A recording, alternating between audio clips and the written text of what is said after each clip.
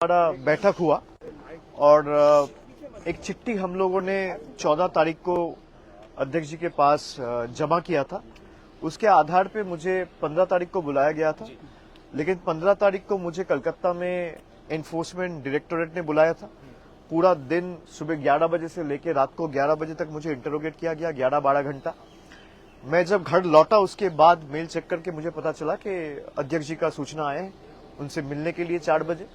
उस दिन तो मिल नहीं पाया, लेकिन मैं स्पीकर ऑफिस को कम्युनिकेट किया कि हम लोग जल्द से जल्द उनसे मिलना चाह रहे हैं। उसी के आधार पर 2 दिन पहले हमारे पास एक कम्युनिकेशन पहुंची और आज 5 बजे का समय दिया गया था। उसी टाइम पे मेरे साथ मैं यहाँ पे सौगतदा है, कल्याण बनर्जी है, महुआ मोइत्रो है, डेरेक ओब्रायन है। हम 4-5 लोग, डेरेक ओब्रायन राज्यसभा मेंबर है, वो पार्लियामेंट में थे, लेकिन हम 4 लोकसभा के मेंबर्स स्पीकर साहब से मिलने गए। और आज हमारे बैठक के पहले महुआ मोइत्रो आके पार्टी के तरफ से, मैं ये आपको दिखाना चाहता हूं, आप लोगों ने पिछले 5-7 दिन का जो डेवलपमेंट है वो सब लोगों ने देखा है। तृणमूल कांग्रेस के 20 एमपीज आज से 3-4 दिन पहले स्पीकर साहब से मुलाकात किया है और उन्होंने अपने आप का एक सेपरेट ग्रुप फॉर्म करने का क्लेम किया है। 20 एमपीज का जो मैं मीडिया में देखा हूं या न्यूज पब्लिकेशंस में पढ़ा हूं, उसके हिसाब से 20 लोग जाके मिलके उनके पास ये दावा रखा है कि हमको अलग ग्रुप के हिसाब से ट्रीट किया जाए। फिर मिलने के 2-3 घंटा बाद हमें कहीं से पता चलता है कि उनमें से कई लोग, 2-4 एमपीज ये क्लेम किया है कि वो एक अलग पॉलिटिकल पार्टी ज्वाइन किया है, जिस पॉलिटिकल पार्टी का नाम है national citizens party of India, जिसके बारे में किसी को पता नहीं था। ना आप कभी सुने हैं, ना वो खुद कभी सुना है, ना मैं कभी सुना। हम में जितने लोग आज यहाँ पे मौजूद है, किसी को उस पार्टी के बारे में कुछ पता ही नहीं है। और उन्होंने ये क्लेम किया कि हम उस पार्टी के साथ मर्ज हो गए। 4-5 सांसद, मैं जितना उनका बात सुनाऊं, उसके हिसाब से हम संविधान के 10th शेड्यूल में जो प्रावधान है, मैं उसी प्रावधान के हिसाब से आज अध्यक्ष जी से मिलने आया था। और वहां पे साफ साफ लिखा हुआ है, जो डिस्क्वालिफिकेशन या ग्राउंड ऑफ डिफेक्शन है, कि आप अगर यहां पे 10th शेड्यूल में 2A में आप अगर देखेंगे, साफ लिखा हुआ है कि मैं वॉलंटरीली अगर पार्टी का मेंबरशिप छोड़ता हूं तो that is one of the grounds for my disqualification from the house. अगर आप किसी और पॉलिटिकल पार्टी में शामिल हुए हो, इसका मतलब आप तृणमूल का मेंबरशिप छोड़े हो। भाई एक साथ तो आप नौकरी करता है पत्रकार का, एक साथ 2 हाउस पे तो नौकरी नहीं कर सकते, कहीं एक जगह करना पड़ेगा। तो अगर मान लीजिए आप एक सिंबल में चुन के आए हैं और फिर 2 साल बाद अचानक आप दावा कर रहे हैं कि मैं इस पॉलिटिकल पार्टी ज्वाइन कर रहा हूं, तो उसी वक्त आपका लोकसभा का सदस्यता पद चला जाना चाहिए। ये पहला ग्राउंड है। दूसरा जो उनका क्लेम है कि हम तो मर्ज किए हैं, 2/3 है, उसके जो प्रावधान है 10th शेड्यूल, यहां पे 4th नंबर जो पॉइंट है, disqualification on ground of defection not to apply in case of merger. यहां पे साफ लिखा हुआ है, मर्जर तभी माना जाएगा जब 2/3 of the political party merges into another political party, not just the legislative party. इसका मतलब अगर दल, पार्टी, ममता बनर्जी, पार्टी के जितने भी कमिटी मेंबर्स है, उसका 2/3 including the national working committee, the state committee, the frontal committee, पूरा तृणमूल कांग्रेस का जितना भी पदाधिकारी है, उनका 2/3 अगर मर्ज करता है एक पॉलिटिकल पार्टी में, तो उसको मर्जर कहलाया जाता है। अगर 2/3 एमपीज चला जाता है तो that will again lead for their disqualification. Based on that, I as a leader of Lok Sabha of Trinamool Congress, I have submitted 20 different disqualification petitions. मैं एक आपको दिखाता हूं। ऐसे 20 disqualification petitions, मुझे नहीं लगता इंडिविजुअल डिस्क्वालिफिकेशन पिटिशंस पिछले कई साल में सदन में किसी ने फाइल किया है। कुछ कलेक्टिवली फाइल हुआ है। 20 सांसद के खिलाफ डिस्क्वालिफिकेशन पिटिशंस आज अध्यक्ष जी के पास हम लोग जमा दिया है। कि अगर आप सदस्यता पद छोड़ के कहीं और जाते हो, जो आप में से कई लोग मीडिया में बोला है, और ये मर्जर इनवैलिड है, both are enough to disqualify you from your membership in the house. और हमारे पक्ष से हम चारों ये मांग रखे हैं कि ही इज द एडजुडिकेटर, इसका एडजुडिकेशन सारे प्रावधान के हिसाब से जल्द सुप्रीम कोर्ट का भी एक आदेश है जहां पे 3 महीने के अंदर कोई भी मामला या फैसला लेने के लिए स्पीकर को बोला गया है कि 3 महीने के अंदर या 4 महीने के अंदर वो करना पड़ेगा। तो हम लोग ने सारा केस लॉज के जितने भी हमारे पास सुप्रीम कोर्ट के जजमेंट्स थे वो कल्याण दा भी लेके आए थे, और मैं भी अलग से 6-7 जजमेंट उनके सामने उनका टेबल में आज प्लेस किया हूं। जितने भी 10th शेड्यूल लेके जजमेंट है सब इनके खिलाफ है।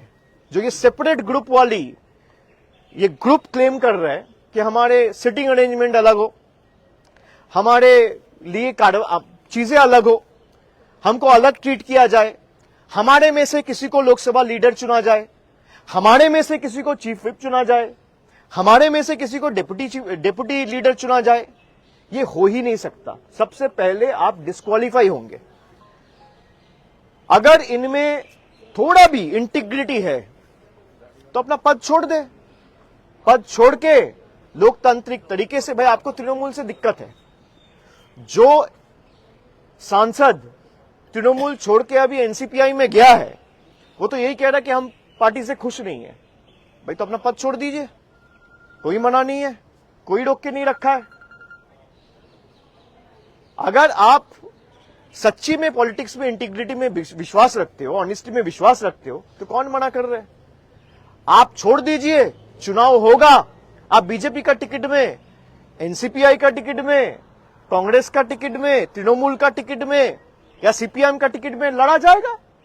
सब पार्टी के उम्मीदवार लड़ेंगे, जनता फैसला लेगा कौन जीतेगा कौन हारेगा। आप वैकेट कर दीजिए अपना सीट। ये सब के साथ ये 20 लोग जिस तरीके से बेईमानी करके ये संविधान को एकदम डिसोबे करके, डिसरिस्पेक्ट करके, 10th शेड्यूल का धजिया उड़ा के, जिस तरीके से लोगों के मैंडेट के साथ खिलवाड़ करके उन्होंने अपना जमीर, अपना सम्मान और अपना ईमान बेचा है, बंगाल के जनता इनको कभी माफ नहीं करेंगे। इनके पास कई लोगों को अभी सेंट्रल सिक्योरिटी मिला है। जरा बोलिए, आप सेंट्रल सिक्योरिटी लेके अपने लोकसभा क्षेत्र में जाइए, कोई आदमी नहीं मिलेगा जो इनके साथ खड़े हैं। किसी को ईडी से बचना है, किसी को सीबीआई से बचना है, किसी को पैसा मिल रहा है, किसी को धमकाया जा रहा है। और जब मैं कह रहा हूं पैसा मिल रहा है, धमकाया जा रहा है, आई हैव कॉन्क्रीट प्रूफ। नहीं तो कोई भी सांसद अगर मेरा बात को उनको ऑफेंसिव लगे, they should file a case against me, I will prove it before the court of law what I have. किसी को डरा के, धमका के, खरीद के, करोड़ों रुपया का लालच दिखा के जनता ने जिन अपेक्षाओं के साथ जिसको चुना था, राजनीति में हार जीत होती रहती है, लेकिन मैं लड़ने के लिए तैयार नहीं हूं। मैं घर से निकलूंगा नहीं, मैं बीजेपी के साथ लड़ूंगा नहीं, इसलिए बीजेपी के साथ हाथ मिला रहा हूं, अपना जमीर बेच रहा हूं। जो इस तरीके का राजनीति में यकीन करता है, बंगाल में उनके लिए कोई जगह नहीं है। स्पीकर ने क्या आश्वासन दिया आप लोगों को? स्पीकर साहब से जब स्पीकर ने क्या आश्वासन दिया और सुप्रीम कोर्ट कब आप जाने? बिल्कुल लेवल प्लेइंग फील्ड नहीं है। मैं क्यों कह रहा हूं ये बात?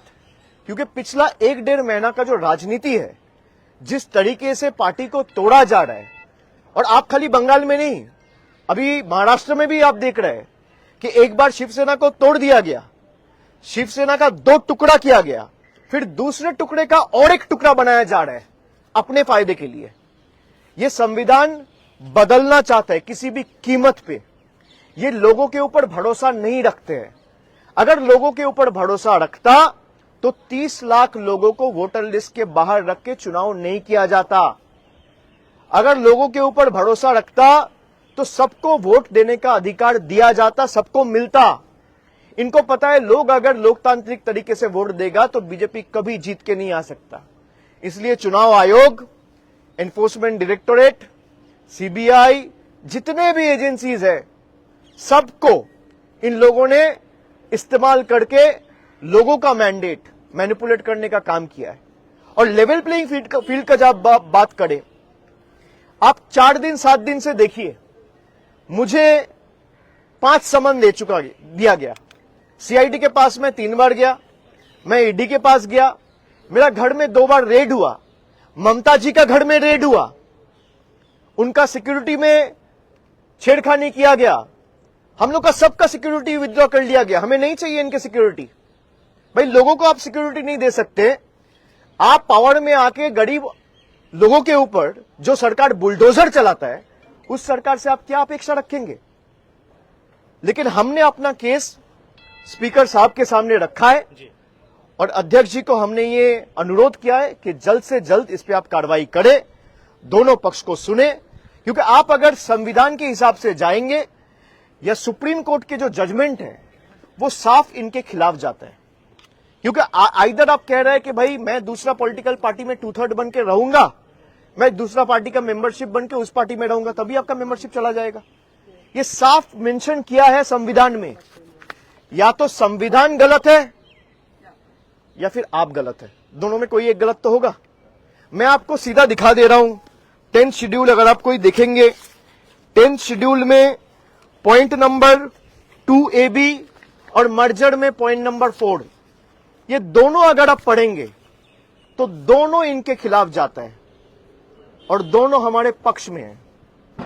आपको तृणमूल से दिक्कत है, हो ही सकता है, लगता है कि भाई बीजेपी आपका भी बहुत खास है, कोई दिक्कत नहीं, आप छोड़ दो तृणमूल का पद, आप एमपीशिप से रिजाइन दे दो, कोई मना नहीं कर रहे। चुनाव हो, फिर आप जरूरत पड़े तो बीजेपी का टिकट में जीत के आइए, फिर आप बैठिए यहां पे।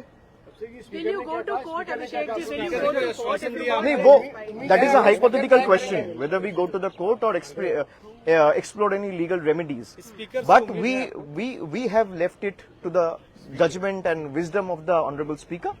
अभी फिर मुलाकात होगा, उन्होंने बोला है कि मैं दूसरे पक्ष को भी सुनूंगा, फिर आपको दोबारा बुलाऊंगा। तो हम उम्मीद रखते हैं कि भाई हमने संविधान के सारे प्रावधान उनको दिखाया है। लोकसभा का अध्यक्ष, मैं अपेक्षा रखता हूं कि संविधान के हिसाब से काम करेगा और संविधान का गला नहीं घोटेगा, मैं इतना ही उम्मीद रख सकता हूं। उनकी इम्पार्शियलिटी पे पहले भी आप लोग सवाल उठा चुके हैं लोकसभा स्पीकर के, तो आपको लगता है कि वो नॉन पार्टीजन एक्ट करेंगे? देखिए, मैं तो अपना पक्ष रख सकता हूं उनके आगे, मैं अपना पक्ष रखा। मैंने ये डिस्क्वालिफिकेशन पिटीशन जो आपको दिखाया, ऐसे 20 पिटीशन उनको जमा दिया, ऐसे 20 पिटीशन उनको जमा दिया है, और इसमें सारे हमारे प्रेयर्स और इसमें सारे जजमेंट्स कोट करके एक एक पिटीशन 20-21 पेज का है। मीडिया रिपोर्ट से जो हमें पता चले वो सब अटैच करके हमने ये पिटीशन जमा दिया है। हम अपेक्षा रखता है कि संविधान के हिसाब से स्पीकर को चलना पड़ेगा। मैंने जैसे बोला, 500-600 पन्ने दिए आपने। Lok Sabha speaker is the custodian of the house, the speaker, the government of the day, everyone has to ensure that every citizen, especially the elected representatives, works and operates remaining within the ambit of law. संविधान में जो प्रावधान है उसे हिसाब से आपको चलना पड़ेगा। अब बाकी लोग देखेंगे जी। And I have signed the petition myself as a leader of Trinamool in Lok Sabha. I have signed and moved those disqualification petitions and submitted before the honorable speaker today itself. वो 20 petition अलग से जमा दे चुका हूँ मैं। हमारे पास majority है, we are real TMC. आपका क्या कहना है इस पे, क्योंकि असली नकली को लेकर बहुत सारी चर्चा हो रही है? नहीं, मैं कुछ कह सकता हूँ वो गलत हो सकता है, वो कुछ कह सकते हैं वो सही हो सकता है, गलत हो सकता है। ये गलत नहीं होगा, ये गलत नहीं होगा। यहाँ पे लिखा है भाई मर्ज तभी होगा जब 2/3 पॉलिटिकल पार्टी मर्ज होगा। 2/3 पॉलिटिकल पार्टी मर्ज कहाँ हुआ? 20 MP गया है ना, 20 MP गया है। अब किस लिए गया है, क्यों गया है, वो वही बता सकते हैं। बांग्ला बोलो। सुनिए ये संख्या का बात नहीं है, 20 और 21 संख्या का बात नहीं है, बात है पॉलिटिकल पार्टी का, बात नहीं है लेजिस्लेचर पार्टी का। पॉलिटिकल पार्टी जब मार्च करेंगे तो अब मार्च होगा, उसमें 20 कहाँ चला जाएगा नहीं चलेगा उसमें कुछ नहीं है, पहले पॉलिटिकल पार्टी को मार्च करना। 25 भी जाएगा तो भी मर्जर नहीं है, आप ये समझिए। দলীয় সাংসদদের যারা ট্যাগ করেছেন এনসিপিআইতে গিয়েছেন তাদের বিরুদ্ধে একটা পিটিশন ফাইল করলেন। হ্যাঁ, আমি আজকে এসেছিলাম, আপনারা জানেন 15 তারিখ আমাকে একটা চিঠি দেওয়া হয়েছিল। আমাকে যেহেতু এনফোর্সমেন্ট ডিরেক্টরেট কলকাতায় তলব করেছিল, আমি উপস্থিত হতে পারিনি। পরে আমি বাড়িতে গিয়ে মেল পেয়েছি এবং তারপর স্পিকারের অফিসের সাথে আমার কথা হয়। আমি অনুরোধ করেছিলাম আমাকে একদিন দুদিন আগে জানালে আমি নিজে সশরীরে উপস্থিত থাকবো। আমি পরশুদিন ওনার অফিস থেকে মেল পেয়েছি, আমি আজকে এসেছি এবং বিস্তারিত প্রায় 1 ঘন্টা আমাদের কথা হয়েছে। আমি লোকসভার তৃণমূলের দলনেতা হিসেবে পৃথকভাবে 20টা ডিসকোয়ালিফিকেশন পিটিশন আজকে মুভ করেছি। যারা যারা তৃণমূল কংগ্রেসের প্রতীক চিহ্নে নির্বাচিত হয়ে এনসিপিআই নামে একটা দল, যার কথা কোনোদিন আজ পর্যন্ত কেউ শোনেনি, সেই দলে যারা নাম লিখিয়েছে বিজেপির থেকে অর্থের বিনিময়ে এবং নিজেদের পিঠ বাঁচানোর কারণে, তাদের প্রত্যেকের বিরুদ্ধে আমরা ডিসকোয়ালিফিকেশন পিটিশন মুভ করেছি। আমার সাথে আজকে সম্মানীয় সৌগত রায়, কল্যাণ বন্দ্যোপাধ্যায়, মহুয়া মৈত্র ছিল। আমরা 4 জন স্পিকারের সাথে দেখা করেছি এবং আমরা আমাদের কেস খুব স্পষ্টভাবে রেখেছি। সংবিধানে যে ধারাগুলো রয়েছে, বিশেষ করে 10 শিডিউলে পয়েন্ট নাম্বার 2A আর পয়েন্ট নাম্বার 4, সেখানে স্পষ্টত লেখা রয়েছে যে আমি যদি অন্য কোনো রাজনৈতিক দলে যাই বা ভলেন্টারিলি পার্টির আমি মেম্বারশিপ গিভ আপ করি, তাহলে আমার ডিসকোয়ালিফিকেশন হতে বাধ্য। তো আমি যদি তৃণমূল ছেড়ে এনসিপিআই চলে যাই, যেটা তারা দাবি করছে, তার মানে তারা তৃণমূলের সদস্য আর নয়। তাহলে তৃণমূলের সদস্য পদ যদি চলে যায় এমনি ডিসকোয়ালিফিকেশন হবে। আর দ্বিতীয়, তারা যখন আত্মপক্ষ সমর্থনের কথা বলছে তখন বলছে আমরা 2/3, সুতরাং আমাদের মার্জার হবে। এখানে 2/3 কি? 28 জন বা 29 জনের মধ্যে যদি 28 জন 29 জনও চলে যায় তাহলেও সেটা মার্জার নয়, যতক্ষণ না 2/3 of the political party decides two merge. দুটোই সংবিধানে লেখা রয়েছে। এবার কে সংবিধানের পক্ষে আর কে সংবিধানের বিরুদ্ধে, সেটা মাননীয় অধ্যক্ষ প্রমাণ করবে, সংবিধানে লেখা ডিসাইড করবে। সংবিধানে যে লেখাগুলো রয়েছে, আমরা স্পষ্টত 10 শিডিউলের যে পয়েন্ট এবং এই 10 শিডিউলের এই পয়েন্ট নিয়ে যে একাধিক সুপ্রিম কোর্টের জাজমেন্ট রয়েছে, সেটা আমরা আজকে স্পিকারের কাছে উপস্থাপিত করেছি এবং তিনি এগুলো বিস্তারিত দেখেছেন। তিনি আমাদের আশ্বস্ত করেছেন যে আবার তিনি খুব শীঘ্রই আমাদেরকে ডাকবেন এবং আমাদের কথা তিনি ধৈর্যের সাথে শুনেছেন। আমরা আমাদের কথা রেখেছি, আমরা বলেছি এদেরকে ডিসকোয়ালিফাই করতে হবে। এবং যে সেপারেট ব্লকের কথা বলা হচ্ছে, সেপারেট ব্লক বলে কিছু হয় না। 91st অ্যামেন্ডমেন্টে খুব সম্ভবত 2003 সালে এই সেপারেট ব্লকই উঠে গেছিল। সেপারেট ব্লক বলে, সেপারেট গ্রুপ বলে কিছু হয় না। তারা যে আলাদাভাবে পৃথকভাবে চিঠি দিয়ে বলেছে আমাদের আলাদা দলনেতা, যেটুকু আমরা সংবাদ মাধ্যমে দেখেছি, আলাদা চিফ হুইপ, আলাদা ডেপুটি লিডার, এসব হয় না। তারা সংবিধানটা পড়ুক।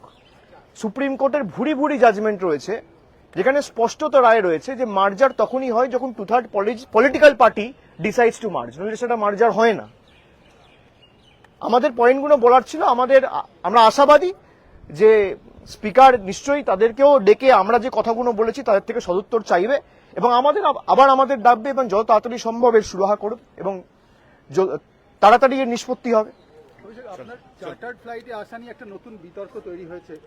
কুণাল ঘোষ তিনি বলেছেন যে তিনি এটা সমর্থন করেন, কিন্তু নতুন বিতর্ক যদি আপনি যারা বলছেন আমি কিসে আসছি, কিসে যাচ্ছি, কোত্থেকে নামছি, তারা যদি লিখিত দিয়ে দেয় অভিষেক বন্দ্যোপাধ্যায় ইকোনমি ক্লাস যাবে, আমার পাশের সিটে যদি কেউ বসে, যেটা আমার সাথে অনেকবার হয়েছে, আমার লিগাল ওপিনিয়ন নিয়ে এটা করা। কুণাল ঘোষ আমার সহকর্মী, সে যদি আমার বিরুদ্ধে বলে আমি তার বিরুদ্ধে বলবো না।